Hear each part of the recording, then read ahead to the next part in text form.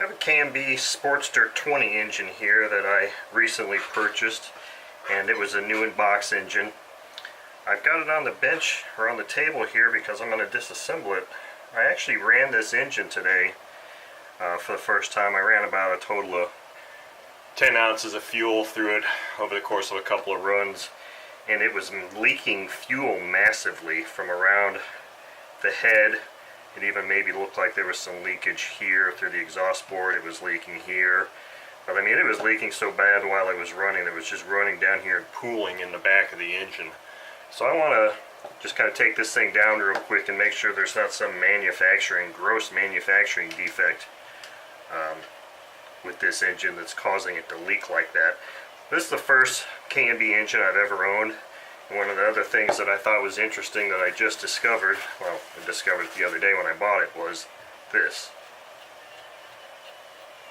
A feature that I've only ever seen on an Irvine engine. Why K&B chose to do that, I don't know. I don't know what the advantage to that is, but it is what it is. So first, let me see if I can get my exhaust off here. Of course, this exhaust was leaking quite heavily, a lot of oil seepage out the back, which isn't really unexpected when you're running an engine for the first time very rich like I was. I did shoot videos of that too and posted them on my YouTube channel, so if you want to tune into that and see how the thing ran. So as you can see, this engine or this muffler is actually a two-piece muffler, which kind of would make replacing these screws from a hardware store rather difficult because they don't sell anything nearly that large or that long. Take this back plate off next. So like I said, this engine was leaking heavily from around here. The top of the head, the top of what a normal engine would be. And I say a normal engine in one that just this part of the head comes off, but I can see that there's a parting line right here, so that's telling me that this engine is more like an Enya, I believe it's an Enya CX maybe, that has that same type of crankcase design. Either way, we'll get to that here shortly. So that'll let me get this out. Another thing that I thought was interesting about this engine was there's no throttle stop screw. I mean, you can rotate this around 360 degrees and, you know, I guess that is what it is. So obviously I didn't see any leakage from back here, so that's really not my primary area of concern. My area of concern really is the head.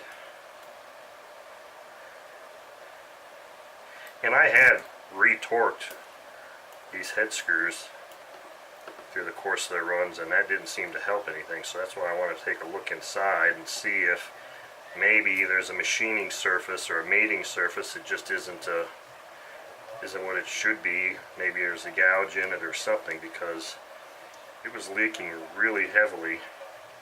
It seemed like it was leaking a bit more when I was running it very, very rich, as opposed to when I actually leaned it out to about 9,000–10,000 RPM. But still, I mean, engine shouldn't leak fuel like that. Needless to say, I was not really all that impressed. The funny thing is, the engine actually continued to run extremely well, even though it was massively leaking fuel. Okay, so let's see here. Alright, so this is where I thought I saw the leakage coming from. So this is kind of a cute little engine. Now, let me put that aside for now. Let me wipe these surfaces down here. Now, I don't really see any gouges or anything that would necessarily cause the leakage I was seeing. Now, this was a new in-box engine, so I'm assuming that everything is as it should be and there's not a part missing. Now, there are some scratches here. There wasn't an orientation. It's odd.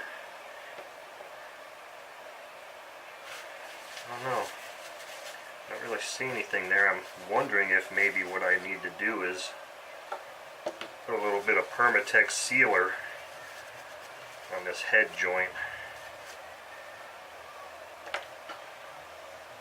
and hopefully that'll mitigate the issue, because I'm not seeing a real reason for that. The other thing that's weird is that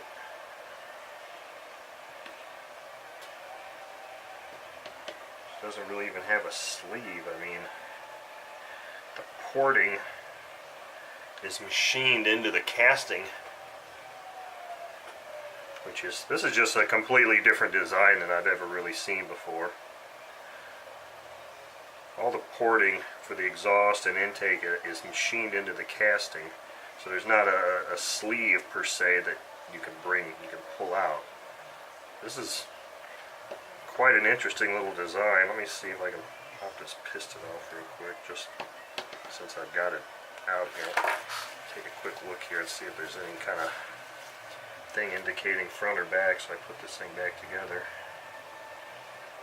The only thing I can see is that there's a dimple here on the bottom of the connecting rod, and that was the side that was facing forward. Now, obviously this is a bushed engine. There are no bearings in it at all.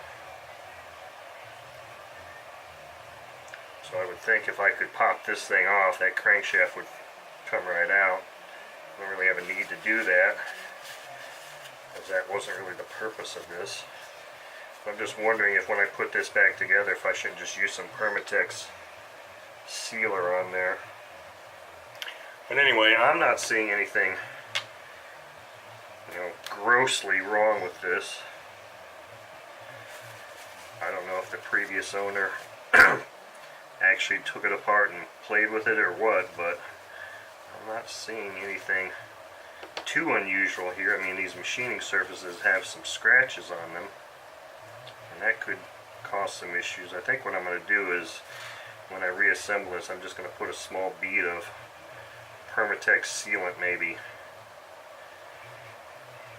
about midway out on the outside here. I want to make sure I don't get any near the inside here where the piston's going to be running, but I want to try and put a line right out here, about midway through that on the outside, and see if that can't, that doesn't help the issue somewhat.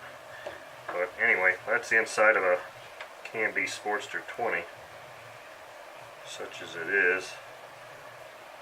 Pretty interesting, but anyway, that's the look inside of this engine.